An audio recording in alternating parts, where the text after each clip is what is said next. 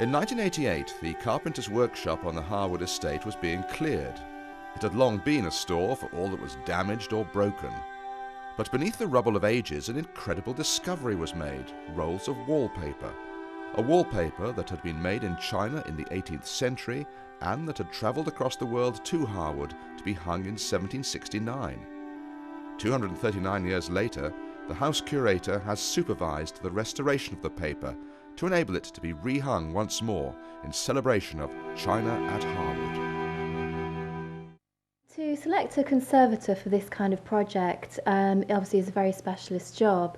Really, there are very few people in the country who can actually do this kind of project. One of those was, in fact, Alison McDermott. Now, one of the reasons we actually went back to her was because she was actually called in when the paper was first discovered, so she had already seen the wallpaper and did have a history with it. So it was very logical to bring her in for the second time and get it involved again.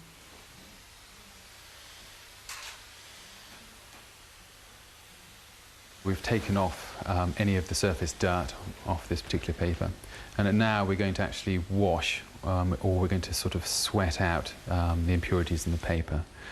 This basically softens the actual adhesive and means that we can take off the backing. This is actually in very good condition in most cases. This has actually been protected, and that's why the colours are still so vibrant. The first time I saw the paper was probably now about 20 years ago, and there was this absolutely enormous roll covered in linen and paper, and we opened it up, and as we cleared away the debris we discovered this extraordinary, beautiful jewel-like paper. And usually they were made and hung so that they could be removed, used elsewhere, or stored away as if they had been antique objects, and clearly that's what happened at Harwood.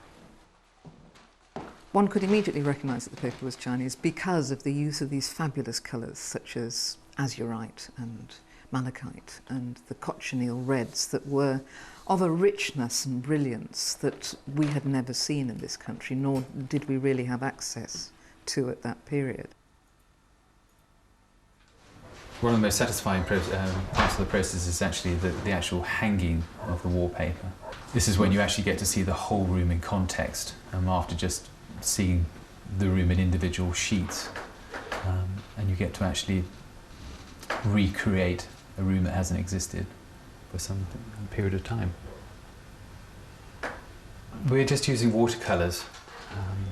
This is actually it's basically minimal intervention. We're not actually applying paint as such. We're using a wash, so we're actually just applying a very, very small amount of paint in solution, so it just sort of takes out the blemishes. The paper was certainly made in the area around what was then Canton in China, and it will have come back via the East India Company, probably in the 1760s or possibly slightly earlier. Now, it's interesting that the Lascelles family have a connection with the East India Company. Edwin, who is building Harwood in the 1760s and 1770s, his youngest brother Henry was actually a captain on one of the East India ships, so it is possible that Henry actually brought the wallpaper back for Edwin. The paper was first hung in what is known as the chintz bedroom, and it was hung in there in 1769. We know that for a fact because the archives tell it, and it was hung by Chippendale's men, because Chippendale didn't just make furniture, he was also refurbishing a lot of the rooms. When the wallpaper was first hung in the chintz bedroom, that room is slightly shorter than the room that we're using now, which is the east bedroom.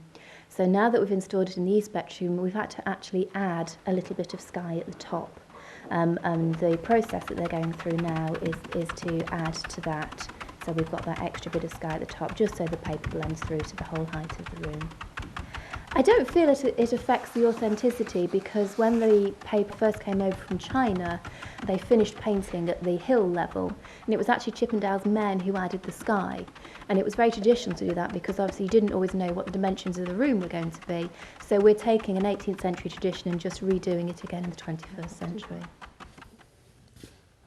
We're actually just retouching some of the scuff marks and some of the actual damage on the wallpaper that's occurred through storage over time and general just wear and tear of where they were rolled together. This is just done on situ, so we know with light conditions and things that it actually blends in. We can only do so much in the studio just to sort of work it out.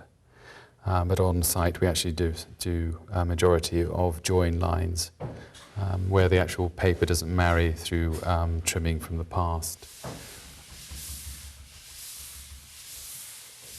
It's amazing to take something like these rolls of wallpaper, which were literally just in storage, and to be able to get them back up on the walls where people can see them and put everything back with it. The conservation of the furniture, the refurbishment of bed, the printing of the chintz. It's been an amazing project from beginning to end. We didn't put the wallpaper back into the original room because the room itself isn't actually available for the public to see. The wallpaper itself is hand painted onto mulberry paper. It depicts scenes of daily life in China in a very romanticised way. Now the paper has been cleaned, it is extraordinary. I think it is probably one of the best examples of Chinese wallpaper in the world.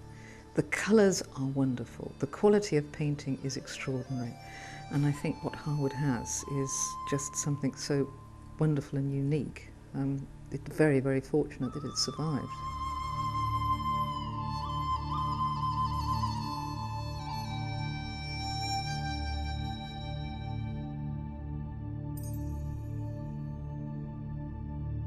It's really exciting for both myself and for Harwood because we're managing to put back the wallpaper and then to reinstate all the furniture that actually belongs with it.